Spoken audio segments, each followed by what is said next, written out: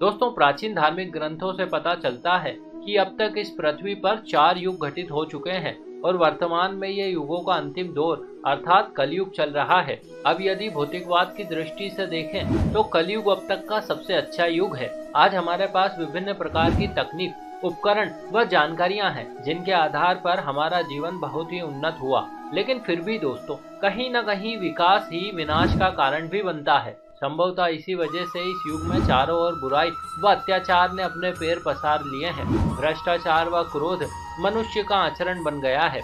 आज एक मनुष्य दूसरे मनुष्य का शत्रु बन बैठा है। परंतु इससे पहले कि इस आग में संपूर्ण मानव जाति का विनाश हो, इससे पहले कि धर्म पूरी तरह से धरती पर समाप्त हो जाए, जल्द ही इस सबसे हमें बचाने के लिए भगवान विष्णु अपना अंतिम और अब तक का सर्वश्रेष्ठ कल्कि अवतार लेंगे। परंतु क्या आपको पता है कि इस कल्कि अवतार में कौन होगी उनकी अर्धांगिनी? वैसे आपकी जानकारी के लिए बता दें कि वे त्रेता युग में ही जन्म ले चुकी है और अब तक कल्कि भगवान की प्रतीक्षा कर रही है।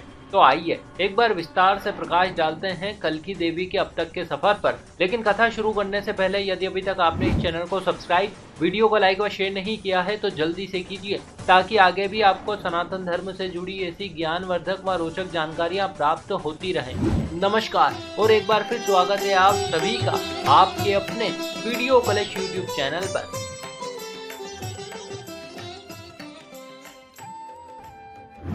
त्रेता युग की बात है। दक्षिण भारत के एक छोटे से नगर में रत्नाकर नामक एक माता के भक्त रहते थे।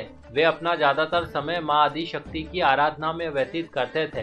परंतु उन्हें एक दुख था। दुर्भाग्य से वे संतानहीन थे, लेकिन अब उनकी चिंता समाप्त होने वाली थी। दरअसल माँ काली, लक्ष्मी और सरस्वती अब उनकी भक्ति से प्रसन्न हो गई थी।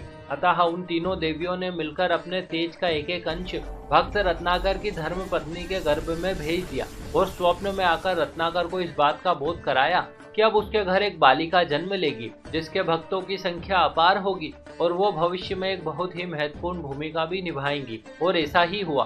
कुछ समय बाद रत्नाकर के घर पुत्री ने जन्म लिया, जिसका नाम उन्होंने त्रिकुटा रखा। बचपन से ही त्रिकुटा में दिव्य ज्ञान प्राप्त करने की तीव्र इच्छा थी। जल्द ही उन्हें इस बात का बोध हो गया कि वे ये दिव्य ज्ञान केवल ध्यान और तपस्या से ही अर्जित कर सकती हैं। लेकिन परिवार में रहकर ऐसा संभव कहाँ। जब ये बात त्रिकुटा ने अपने माता पिता को बताई कि वो एकांत में जाकर तप करना चाहती है, तो इस पर वे भी राजी हो गए, क्योंकि उन्हें पता था कि उनकी पुत्री कोई साधारण बालिका नहीं, अपितु उनमें दिव्य शक्तियां समाहित है। इसके बाद त्रिकुटा ने अपनी तपस्या प्रारंभ कर दी और ऐसे ही एक दिन वहां से माता सीता की खोज में गुजर रहे प्रभु श्री राम पर त्रिकुटा की नजर पड़ गई। वे तत्काल उन्हें पहचान गई कि प्रभु श्री राम कोई और नहीं बल्कि साक्षात विष्णु के अवतार हैं। वे प्रभु के पास गई और उनके चरणों में पुष्प अर्पित कर उनसे आग्रह करने लगी कि वे उन्हें अपने में समाहित कर लें। इस पर भगवान श्री राम ने कहा, देवी, मैं तुम्हारी तपस्या से अत्यंत प्रसन्न हूँ और इसी वजह से मैं तुम्हें वैष्णवी नाम देता हूँ, मगर मैं तुम्हें अभी स्वीकार नहीं कर सकता। किंतु हाँ, एक दिन मैं तुम्हारे पास अवश्य ही लौटूंगा। उस दिन यदि तुमने मुझे पहचान लिया तो मैं तुम्हारी इच्छा अवश्य ही पूर्ण कर दूंगा। इतना कहकर वे वहाँ से चले गए। काफी समय ऐसे ही बीत गया, लेकिन वैष्णवी की प्रतीक्षा अभी समाप्त नहीं हुई कि तभी एकाएक एक वृद्ध व्यक्ति वैष्णवी के समक्ष आया और उनसे कहने लगा कि देवी, तुम अति सुंदर हो, लेकिन तुम्हारा यूं एकांत स्थान पर रहना उचित नहीं। चलो तुम मुझसे विवाह कर लो। यह सुनकर वैष्णवी ने उस वृद्ध व्यक्ति से कहा, तुम चले जाओ यहाँ से, मैं पहले ही प्रभु की हो चुकी हूँ, वो मुझे लेने अवश्य ही आएंगे।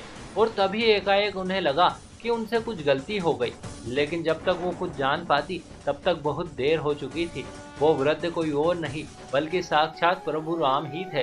वैष्णवी ने उनसे क्षमा मांगी। इस पर श्री राम ने कहा, देवी, आपका यूं मुझे पहचान न पाना इस बात को दर्शाता है कि आपकी इच्छा पूर्ण करने का अभी उचित अवसर नहीं है। दरअसल ऐसा इसलिए भी है क्योंकि अभी आपको पृथ्वी पर रहकर बहुत से कार्य संपन्न करने होंगे। अतः मैं त्रेता युग में नहीं बल्कि कलयुग में आपसे मिलूंगा। साथ ही श्री राम ने वैष्णवी को यह आदेश दिया कि वो उत्तर भारत में स्थित त्रिकुटा पर्वत पर जाकर तप करे, वहीं अपना धाम बनाकर लोगों का कल्याण करे। तब कहीं जाकर उनकी भेंट कलयुग में होगी।